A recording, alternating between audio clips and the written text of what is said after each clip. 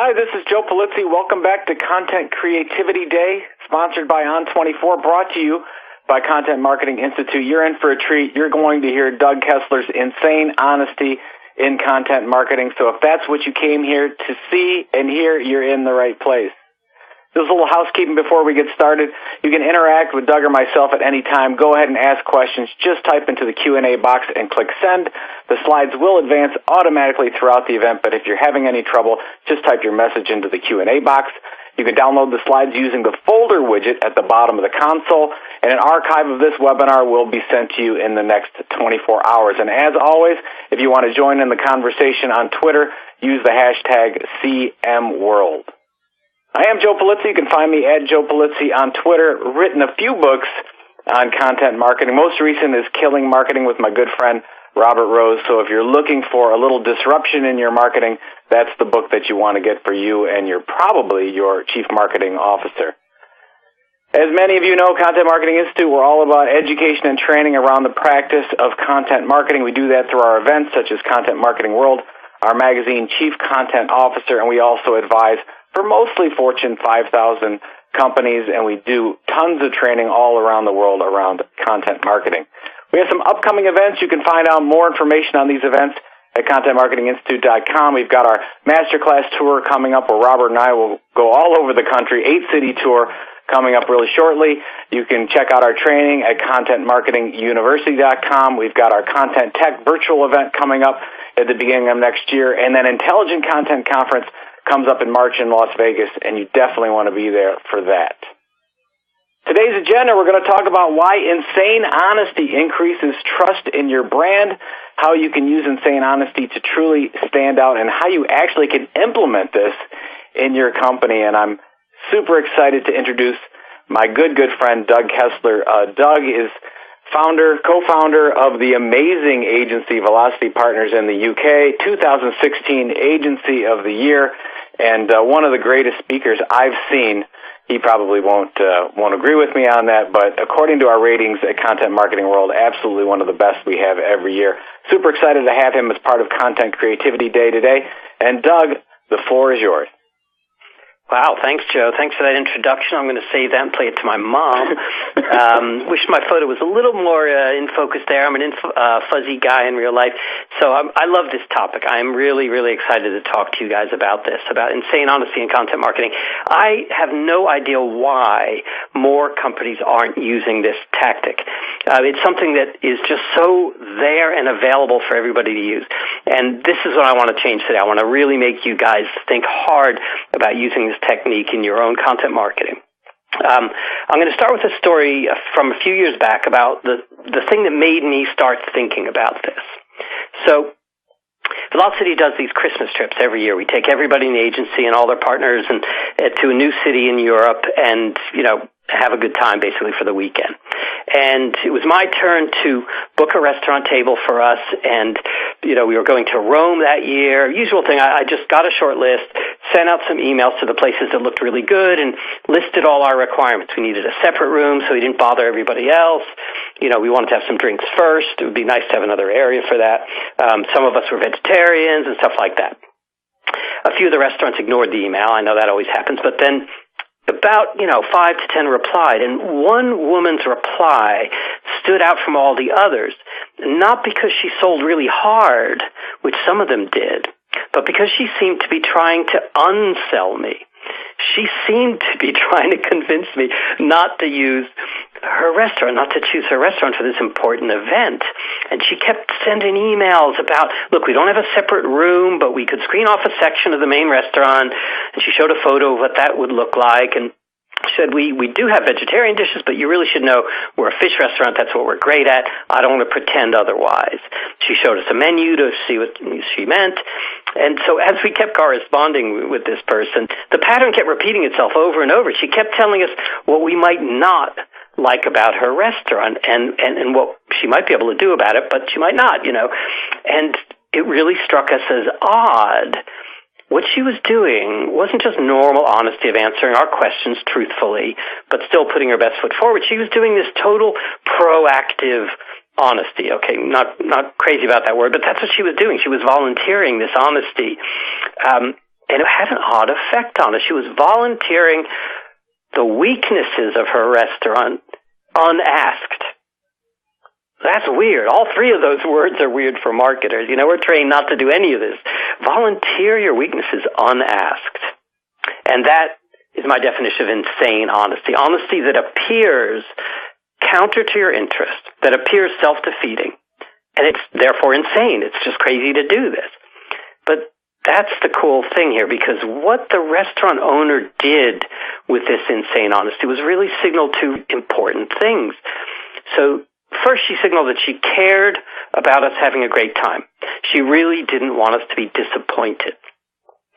And when you think about it, we're not local, so if we were disappointed, we weren't going to go back anyway, most likely, so she had less to lose, but she was clearly showing she did not want us to be disappointed.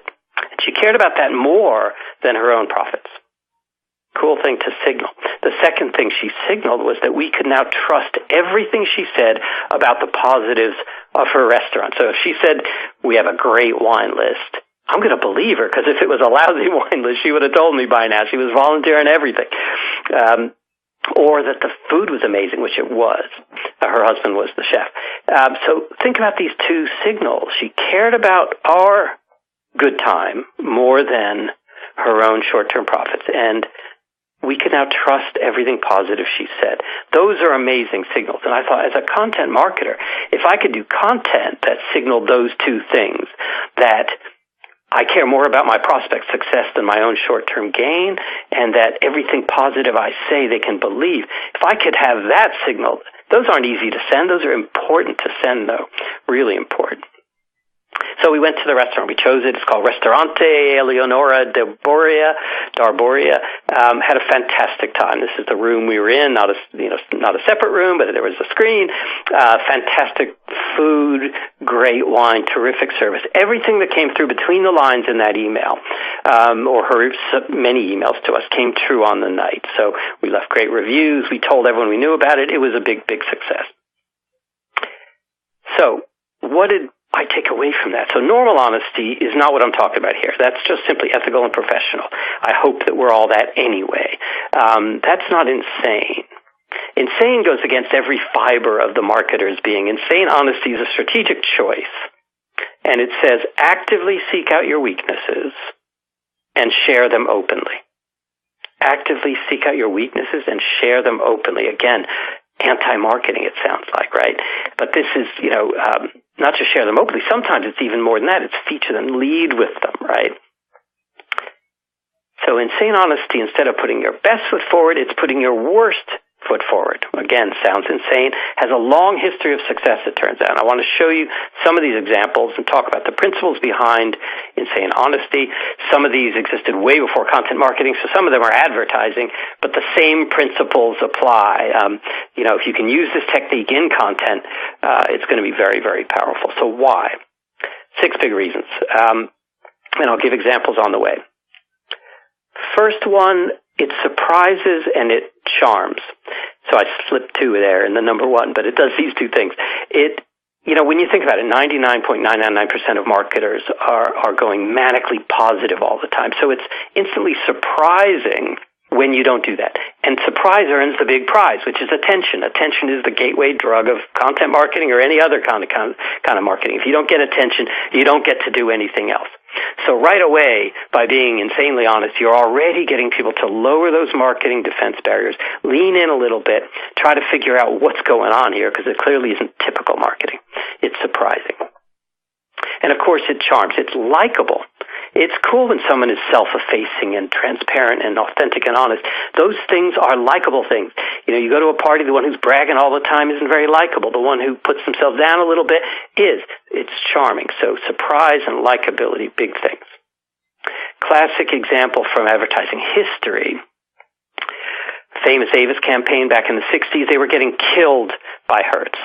A distant second place. So, not even close in market share. Now, 99 out of 100 strategies would have just said, ignore that and act like a leader. Just pretend you're number 1. Don't tell people you've less market share than your biggest competitor. Why the hell would you broadcast that? Of course, Avis did exactly that. The famous campaign, We Try Harder. We're number 2. We try harder or else. And we can't afford not to be nice because we're not the market leader.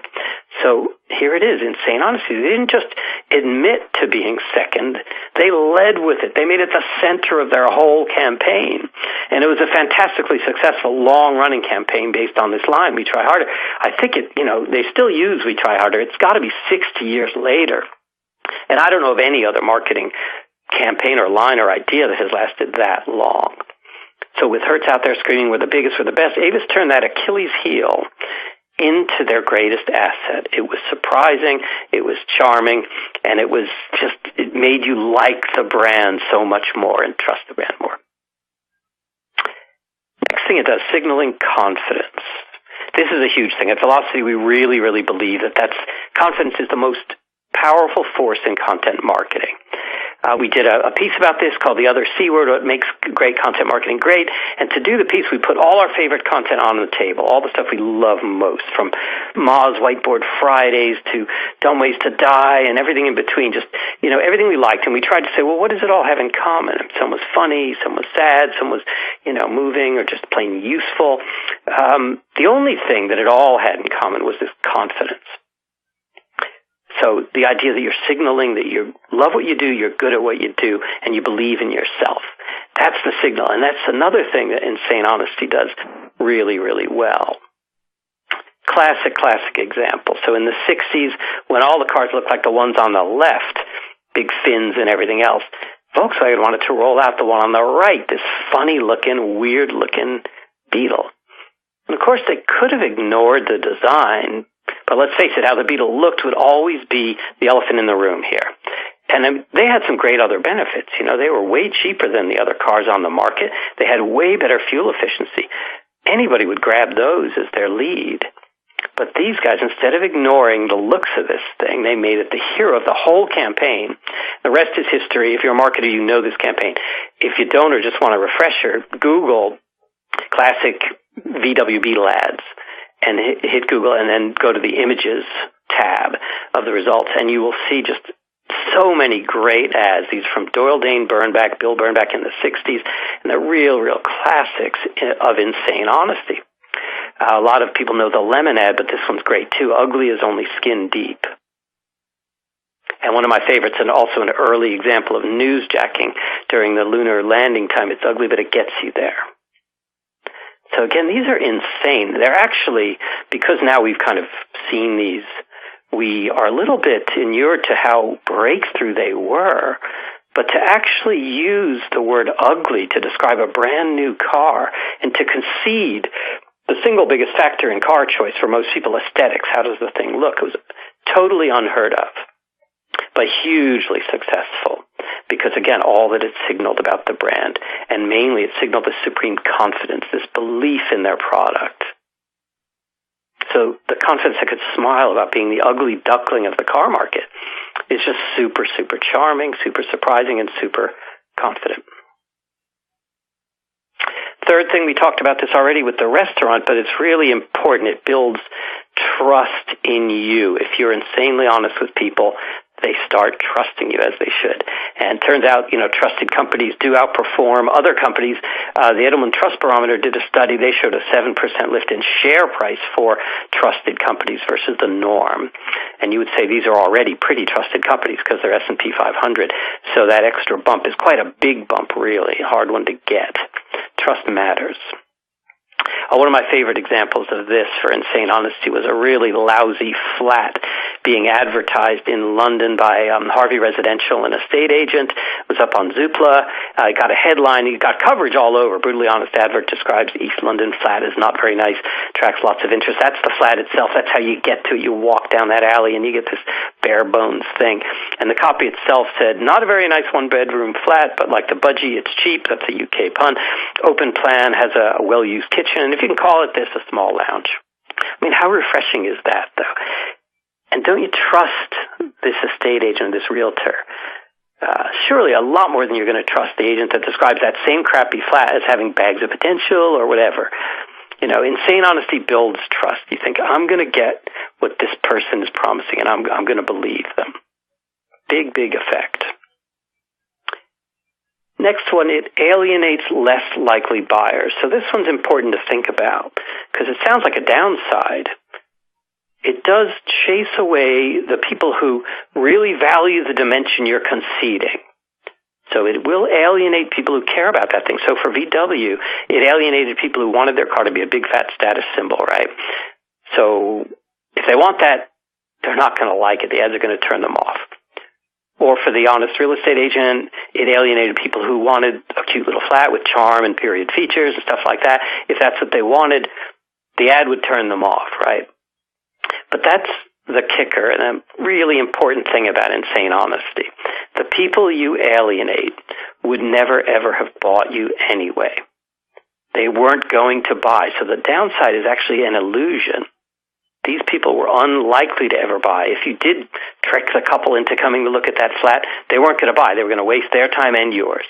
And VW, if it's status symbol, they're just never going to buy that anyway. So my favorite example of this, of going out and actively alienating people who would never buy anyway, is this long-running campaign, and this is the Hans Brinker Budget Hotel in Amsterdam.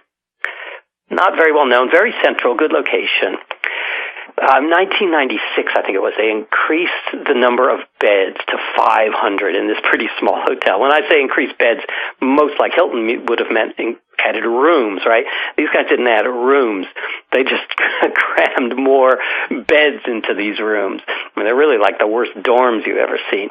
And they actually raised prices at the same time, so they're already getting a little bit crazy. But the smart thing that they did is they hired one of Europe's best agencies in Amsterdam, Kessler, they're called. And they were given the brief, art. How do you attract like backpackers and travelers to a budget hotel with no extras, no personality, a little more expensive than it was last year? What are you going to do? And what they did is show it in a brutally honest way just how bad this hotel is. And again, it's absolute classic long-running campaign that they've taken to a whole lot of different places, including content pieces and film and everything else, social media campaigns. And again, if you Google Hans Brinker Budget Hotel, click images, you're going to see a whole bunch of these ads. This is one of my favorites. Whoops. Check in, check out. It just kind of totally sums it up, what happened to this poor guy. Or the next one, Hans Brinker Budget Hotel, it can't get any worse, but we'll do our best. Really great stuff. One of my favorites is a video where it's a perfectly made little bunk bed, or a dorm bed, and there's this horrible greasy stain on the pillow though, and a maid walks in with her maid outfit and her gloves, and she comes in and she just flips the pillow upside down and pumps it up and then walks out. In Hans Brinker Budget Hotel, really good stuff. They've done more recently eco campaigns. So Hans Brinker Budget Hotel, accidentally eco-friendly. This is the eco towel. Or Hans Brinker Budget Hotel, accidentally eco-friendly, eco heating in the rooms. They just have had so much fun with this concept that this is not a nice hotel. And of course, they are alienating less likely buyers from this. So couples who want a romantic weekend, families who want to stay in a hotel in Amsterdam for low budget, they really shouldn't be staying here. They're not going to like it if they do. So alienating them is kind of a smart thing to do. And a corollary to this is, not only are you alienating non-prospects, you're also doing this next thing at the same time, which is attracting your ideal prospects, the ones who matter most. And the ideal prospects are, by definition, people who value what you offer. They value your strengths, and they don't really care about the things that you lack, the things you're not very good at. They devalue them anyway. They're not big priorities. So for Hans Brinker Budget Hotel, they value, their ideal prospects value the location and the price, and they don't really care about the niceties of normal hotel rooms. All of the extra things that we all love in hotel rooms, these guys don't care about. So that's an ideal prospect, someone who has that profile. And this technique is great at simultaneously, in the same act, alienating the less ideal while attracting the ideal prospects. Favorite one about this example for this is, every company out there gets some bad reviews on TripAdvisor or whatever. Very few turn those into into ads, and very few turn them into double-page spread ads in all the ski magazines. And that's what a ski resort called Snowbird did recently, I think back in September. They review here, you can't read it here, so I'll make it bigger. Just reviews the whole copy of the whole ad, and it says 2 advanced, 1 star. I've heard Snowbird is a tough mountain, but this is ridiculous. It felt like every trail was a steep chute or littered with tree wells. How's anyone supposed to ride in that? Not fun. Greg, Los Angeles, California. 1-star review, the kind of thing most people would run from. They put it in their ad and they feature the whole thing around it. Really interesting dynamic. Got a ton of attention in all the snowboarding press and the skiing press. And on Reddit, it was subreddit of the month, 97,000 points. So just the free exposure they got from this surprising thing was great.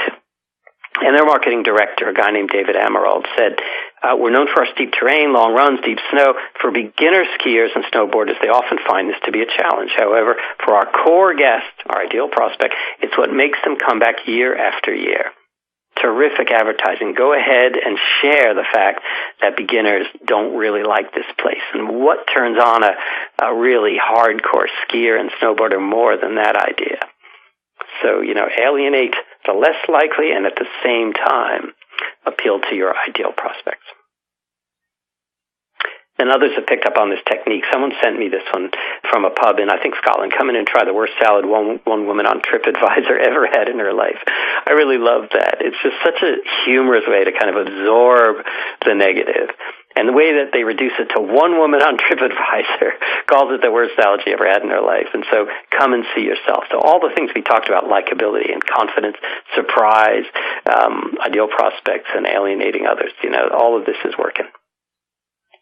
Another favorite example for me, this is an office building in Wood Lane, which is in London, nice enough area, but not a really nice building. And the developers just had enough money to do cool things inside, but not a lot to spend on the exterior, which would have cost them a lot of money. So they knew their ideal prospects in this case could only be businesses that didn't care what their building looked like from the outside. They wanted to save money, they wanted to be in a good neighborhood, and they still wanted it to be kind of cool place to be. So what this building did is brand itself ugly. And this great strapline, lovely inside. And put that on huge letters on the side of the building. And their website, hello, we're ugly, you could be too. So they used insane honesty to attract their ideal prospects, happily, almost willfully alienating the worst prospects. Like a McKinsey isn't going to move in there. They need all the showmanship. They need all the glitz and glory. But people who just want a really cool place to be, a great neighborhood, not pay too much, they didn't care at all that it was in an ugly building. And in fact, they made it fun by calling it that. And the result, they were fully rented within months, and they stay fully rented. Their ideal prospects came forward, filled the place up in months, and that's what insane honesty can do for you. Filter out. So everyone thinks of marketing just as a magnet.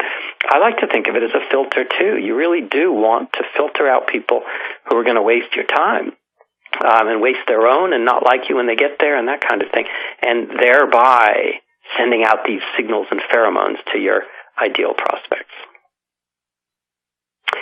Sixth one, this kind of wraps up all 5 really in one. It focuses you, your marketing department, your whole company, on battles that you can win. So it encourages the whole marketing organization to give up on chasing the impossible, on trying to be all things to all people, and trying to chase people who are just never going to buy anyway, and focuses all your efforts on people who are way more likely to buy. So that's kind of a resource issue. It's a strategy issue. It's not just a flavor that you sprinkle into your content or your marketing or a gimmick. It's really actually a strategy. And it has this effect of focusing on battles you can win, which is a great place to focus instead of dispersing all your energy and resources and time and budget on trying to attract everybody. That's one of the things I really love about insane honesty. we did this in our own. So we published this slideshare about all this called The Power of Insane Honesty in Content Marketing. And in it, we figure, that bit at the end when you say this is from Velocity, we're a wonderful agency, we won this and we won that and we're great. We thought, well, actually, we need to be insanely honest in our own piece. And so we signed off with Velocity is a B2B content marketing agency. We're not for the timid, the weak, or the hidebound. We can be annoying by sticking to our guns when other agencies might have surrendered. Sometimes we disappear en masse to places like Rome. Clients who want 24/7, 365 service may not like that. And we're big on getting our clients to take a stand. Brands with stronger legal teams than marketing teams may find us frustrating. So this is our own testing out of insane honesty and our own piece about it, getting a bit meta. And right away, we kind of felt good about it. We liked it. We were doing something we're not used to doing, telling people why they shouldn't choose us. And it came out really well. We really liked the feeling. One of the things I want to urge you guys to do is to test it out on paper internally first. You don't have to commit to running a big billboard somewhere or producing a huge piece of content. You can just try it and see how it feels. We won a pitch recently, a really big pitch, which was our basic pitch was 3 reasons not to pick us. We're very small compared to the company. We're far away. We're in London and they were in New York, and we're a pain in the ass. And we just explained why this is the case and ended up winning the pitch, being insanely honest right out front. So this is kind of a similar thing. So I want to just summarize, look back at all those reasons, get them up here on screen. Why insane honesty? First, surprise and delight. So earning attention by not being like most marketing and getting this feeling of likability by having fun with yourself, basically. Signaling confidence, that incredibly important signal. I always feel like if the only thing people take away from your content is that this is a confident company, you've done something really good, really important. 3, it builds trust. It means the good things you say, they're way more likely to believe. 4, it alienates the less likely buyers who are going to get pissed off and say bad things about you anyway, or who aren't going to buy anyway or shouldn't buy it if they do. So it alienates them, and it attracts your ideal prospects, focusing your effort on people who value what you're good at, don't really mind the things that you're not so good at. What a great target audience. And so therefore focusing you on battles you can win.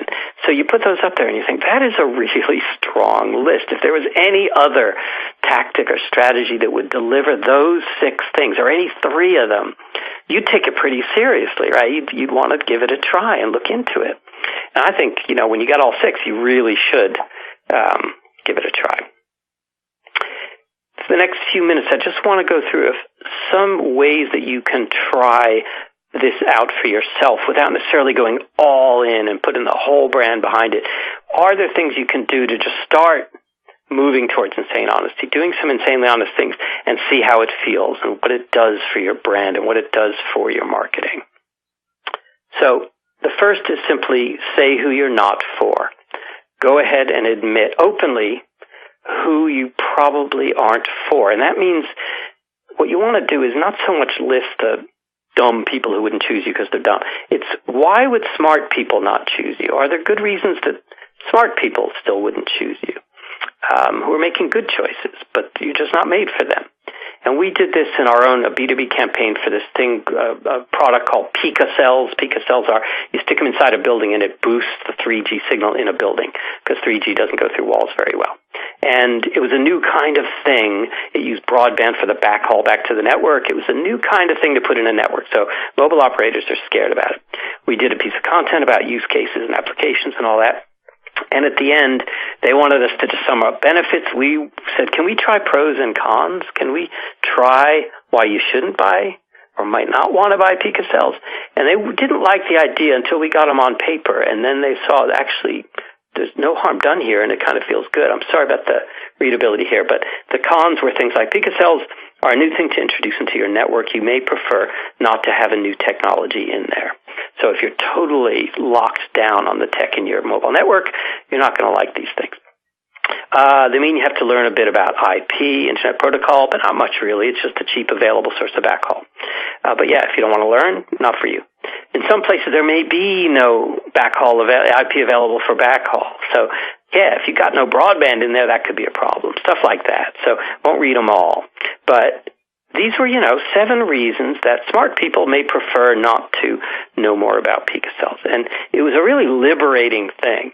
And it was opposite the page on prose, so it really made you believe those a lot more. It had all the effects we're talking about. And all it was admitting there are people out there who aren't perfect for us or who we're not perfect for. And that's just a fact. So at some point, they're going to discover that anyway. Why don't we just lead with it and be honest with everybody? So that's saying who you're not for, the first technique. Second technique, admit to a weak product feature. A really tough one, especially when you're in a competitive world. So no product team can innovate and develop equally effectively on all fronts. You choose your battles, you prioritize the things on your roadmap, right? And that means competitor A might have better user interface than you, but your data management capabilities kick their butt, stuff like that. Or competitor C might have a cheaper on-ramp product while you have this gold-plated bulletproof enterprise class thing. And again, traditional marketing says just talk about your strongest features and talk about the weak ones as if they're just as strong. Just say we're great at that. Tap dance a bit. And if you broke that phony old convention and said something different, and this is just a sample, okay, we haven't perfected our data visualization yet. If pretty dashboards are your number one priority, you may find that frustrating. We decided to focus on the data quality through Q2 and Q3. To us, that's way more important, and to get to the dashboard eye candy in Q4, just so you know. This is a way to handle something you're not quite great at. So you can deposition the feature as less important, visualization versus the actual data, without pretending you're great at it. And you can get the reader to consider this idea that data quality probably really is more important than pretty pictures. And then you come off as this honest vendor who's going to tell the truth, even though it might mean losing a sale. So, all these great signals going on, rather than just saying, you're good at 3 things out of 5, well, just pretend you're great at all 5. So admit to weak product feature. Third, embrace the elephant in the room. So if everyone already knows something, so marketers are famous for their powers of denial, for being the absolute last person in the room to admit something everybody knows. And what if you didn't just admit it, that you could see the elephant, that it was in the room, but what if you walked up and gave it a big hug? So one of my favorite ones is Berry Brothers and Rudd, one of the oldest wine merchants in London, one of the best. They're known for super expensive wines, these like $1,000 or 1,000-pound bottles of claret or whatever. But they also sell good wines at every price point. So they wanted to change perceptions, and they went the insanely honest route. Just with this simple ad, not the greatest wine ever made. As well as the odd wine for 9,000 pounds and quite a few for 50. We also sell good ordinary claret for 9. It's not the greatest we ever made, but it's a great wine for 9. And, it's just good to drink. And again, it's not the greatest wine ever made. It's just a really nice headline for a 9-pound bottle of wine. It's got all those qualities we talked about. And it's kind of an elephant in the room. It's everyone knows from Berry Brothers and Rudd, if it's £9, it is what it is, So admitting it is not doing anything horrible, even though marketers feel like, what? Why would you do that? Actually, you're losing nothing and you're gaining a lot of things, as we discussed. Another drinks brand. So this is Lafroig's, super polarizing. It's a very smoky whiskey from Islay. The island's off of Scotland. I love it. I've toured the distillery. Great stuff. But some people absolutely hate it. Very, very polarizing. They think it tastes medicinal and horrible, and they just smell it as terrible.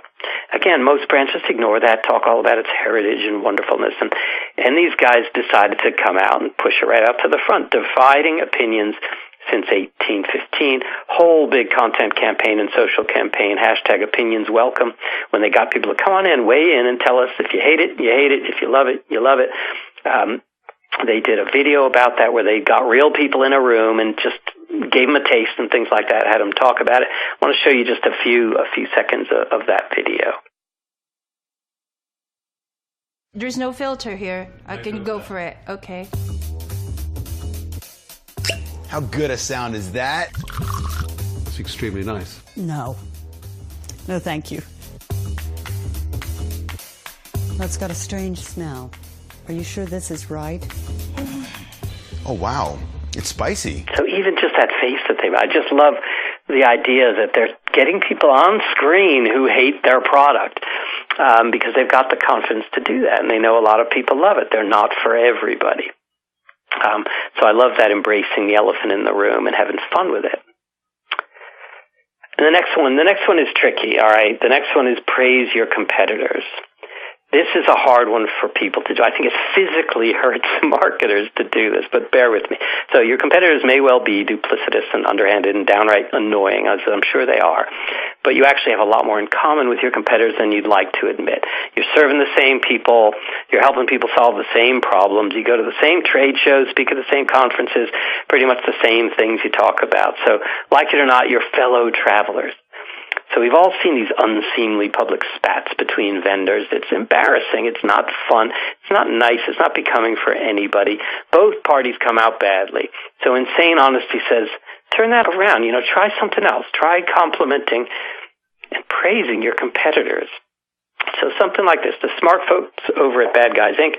just put out a cool interview with Max McGillicuddy of SpinFast Propellers. Check it out. Max is the man when it comes to this stuff. Great interview. Wish we'd done it. Is that so terrible? They did a good thing. They interviewed someone who you respect. Go ahead, give them that credit. So for some hardcore sales-driven cultures, it's like you got to be smoking something in a Colorado coffee shop to come up with this idea. But you read it again, you monitor your feelings as you read it. And a statesman-like passage like this sends this loud, clear message to your prospects. This is a confident company, unafraid of a little competition. These are the kinds of people everybody likes. They're nice people. Be nice, be gracious, give credit where credit is due. You'll live. It has an interesting effect on a marketplace. And again, in some cutthroat markets, it's just about the last thing anyone will do, but that's why I really like it. It's a surprising tactic that carries supreme charm.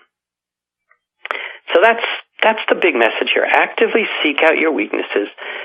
Share them openly. That's really what I'm trying to get you guys to believe and to see what happens when you put your worst foot forward instead of always putting your best foot forward. And I think you'll find there's absolutely nothing insane about the tactic. Now, it's going to be tough to sell it to stakeholders for sure, but maybe you take them through this deck, you take them through the thinking before you shock them with it, and they start to say, all right, there's some strategy there. There's some method to that madness. So I really, really, really hope you guys will try this back at the ranch. I want to throw a few more examples at you just because people keep sending me stuff since I gave this talk first time, and I love the examples.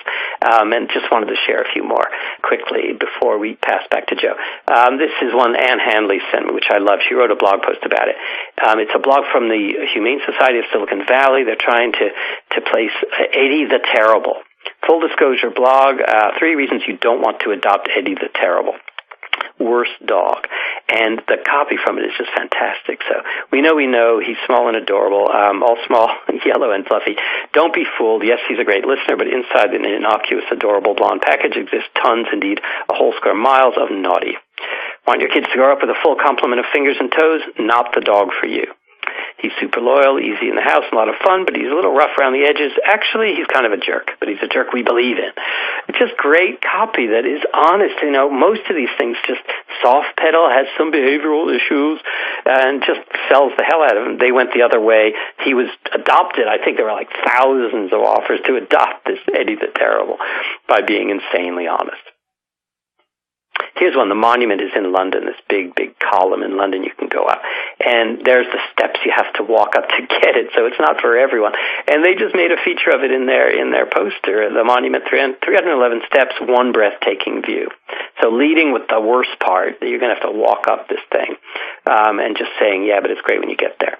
I really like that just because, again, they really don't want tourists dying on their stairs and people having heart attacks. So they really want to filter out people who aren't up for that big a staircase. And the ones who are up for it are going to love this. Next one, for financial services firm Hypo Swiss Private Bank. We like our clients because of their money. They like us because of our honesty. Expect the unexpected. They have a whole great campaign, too. One of them is, if you want to double your money, put twice as much in. That kind of thing. That's a fun one. And then the last one is this Arrogant Bastard Ale. This is an aggressive beer. You probably won't like it. They're just hashtag arrogant bastard, hashtag arrogant brewing. Just admitting right up front, you're probably not going to like this thing. It's alienating the people who really like it. It's soft and, low alcohol beer, and it's, a magnet for people with these huge tattoos on their arms who want an aggressive beer. So, just admitting it's not for everyone is a refreshing thing to do. So those are just kind of bonus examples. Thank you guys very, very much for listening. Again, one of my favorite topics, and I'm begging you to try it. If you do, please let me know how you get on. Send me the work and how it went. I'd love to do it. If you see other examples, my swipe file is always open. I want to add more and more of these. Do go and check out on SlideShare, The Power of Insane Honesty, and just so you can have a look at this story or share it with people before you bring the work in that's insanely honest, because you're going to get fired. And now I'm going to pass back to Joe for some Q&A. Thank you, Doug. Those are simply fantastic examples. I love how you're collecting them and putting them out there. I guess my first question is, by the way, if you have questions, go ahead and submit them. We'll try to get to as many as we can in the next 5 minutes. Are you seeing more companies do this now than ever before, or is it still sort of a hit and miss? It's still really rare, and the thing I don't get is the only examples I've got are ones that are super effective and that really work, and some of them spectacularly so. So this is why I don't get why it hasn't been, like most marketers, when they find a technique like this, they beat it to death and everyone does it. It doesn't work anymore. But with this one, it really isn't an easy sell. And even people people on this call might become believers and want to do it. There's the stakeholders out there who haven't been taken through the thinking. And that's why a lot of these things die. And I have to admit, we've presented quite a few to clients and been slaughtered. On one, we sold them on the thinking, like step by step, and we had everybody right up to the CMO on board until they saw the actual executions and just ran a mile and thought, I think it was fear. They just thought they're going to get fired if this stuff goes live. So no, not an easy sell internally, not a super popular thing. I'm not seeing tons of it out there, but that's one reason I really still love it. Well, I would imagine if you're, let's say, you're right. If you're the first or second in your marketplace, this probably scares the heck out of you. But if you're third or fourth, this is something I think you have to take a look at, because if somebody's got more resources, bigger budget, they're basically marketing to more audiences. You can really come in and be the world's leading expert in some issue because you take a stand like this. Yeah, actually, that is true. Followers it's fantastic for, and that's why I think Avis went for it. And, it's like a Burger King strategy, and it's wonderful because you don't have to claim to be everything. And the things you admit would hurt them a lot more to admit. So, yeah, it is a really great outflanking strategy for someone who isn't necessarily dominating their market. Exactly. Okay, so we've got some questions coming in. Here's the first question. What if your product weakness is really fundamental and might alienate ideal prospects as well as the less likely to buy? What would you say to that, Doug? Yes, that is a good one. So, and people have brought this up. What if that's a killer weakness? And my thing is, if that's true, solve it.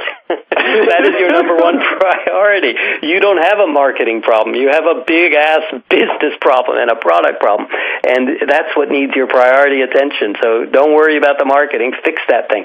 If your weakness is something that your ideal prospects are going to hate, believe me, marketing's not your problem. So most of the things we're talking about are weaknesses that your ideal prospects will not at all care about, and that's the whole reason it works. If you've really got a fundamental flaw, the thing doesn't work, the car doesn't go, that's something that needs more attention than your marketing. Better address that one. No, here's another good one. You touched on this a little bit, but I want to get your take on it. It says, won't our competitors seize on the things we admit to in our insane honesty and use them against us forever? That's a good question. I think a tricky one, and I think in these kind of cutthroat markets, you may find that their sales guys are grabbing that thing and showing it to everybody. I think that most people, it'll backfire on them. I think that most people will see exactly what the insane honesty is doing and how these people are using it, and I think it won't really work for them to hurt you with it, and you end up looking like you've taken the high ground, they've taken the low. But there are some markets where I think when those are contested points and you've all been fighting over these things, that it may not be your best option. So it's something to think about. But generally, my feeling is if you're doing the right thing, worrying less about what other people are going to say about it is probably just fine. And you know, some of your salespeople might struggle with that concept, but I think it's not going to be as damaging as you think. Well, you know, it's interesting. You know, we get this question regarding content marketing all the time, kind of a segue here, but like, what if everybody in our industry starts doing content marketing really well? Then what? So my question leads to, what if your competitors start doing the same thing? You know, what do I do then? I guess the answer is they're just not going to do it because it's a hard decision to make, or do you see like industries just starting to do this more? You know, I really hope it's true. I don't know why, because for so long in marketing it hasn't taken off, so maybe there's no risk. But it is true. Look, if everyone's being honest in your market, then to be the one who isn't is actually even worse. And I think this is true about content marketing. It's, look, if everyone's helping their prospects do their jobs, and, you know, what are we going to do? Well, it's like, you can't do that. It's not like it's a gimmick or a fad. It's a real thing, and you got to keep doing it. You know, if other people are going to be honest too, well, then the whole market's getting better. But I think what you don't want to be is outflanked by someone doing it when you're stuck in old school marketing where you're still shouting about things that aren't really true. And, you know, you end up looking like the hollow, phony one. So I think if others do it, it actually raises the stakes and makes it even more important to do. You may not get the differentiation you would have got when you led with it and you were the first, but you still get the benefits. And I think it's an important thing to still consider. Right now, I don't think it's that likely anyone's going to beat you to it because there aren't many brands who are trying it yet. Well, I think we're about out of time. Doug, that was fantastic. I just want to make sure that everybody downloads the slide share that Doug put out. It's fantastic. It gets all the answers a lot of the questions, goes into a little bit more detail. So make sure you do that. Want to make sure that I thank you for attending here. Again, a link to the archive will be sent to you in the next 24 hours. Super thankful to our sponsor On24 for making this happen today, and just want to send you a reminder here that we've got another great presentation up next from Carla Johnson, Breaking Bad, How Smart Marketers Turn Boring Writing into Inspired Brilliance. And don't forget, you have to log into each webinar individually, so check your email for that link. Thanks, and see you soon.